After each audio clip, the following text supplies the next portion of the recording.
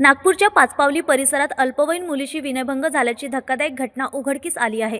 मिळालेल्या माहितीनुसार ट्युशनवरून घरी परतत असताना 13 वर्षीय विद्यार्थिनीला रस्त्यावर अडवून अश्लील कृत्य केल्याचा आरोप होमगार्ड जवानावर आहे। तक्रार मिळताच पोलिसांनी तात्काळ कारवाई करत आरोपीला अटक केली। आरोपी नशेत असल्याचे तपासात समोर आले असून त्याच्यावर पॉक्सो कायद्याअंतर्गत गंभीर कलमाखाली गुन्हा दाखल करण्यात आला आहे।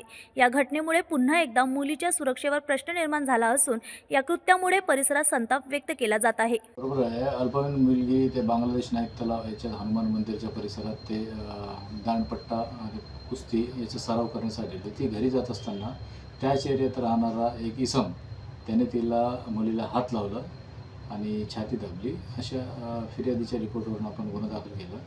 तर आरोपी नौशाद कुरेशी याला ताब्यात घेऊन विचारपूस केली असता तो चूक कबूल केली आणि नशात केल्याचे त्यांनी सांगितलेले आहे। आरोपीला अटक करण्यात आलेली आहे, मान्य न्यायालयात पाठवण्यात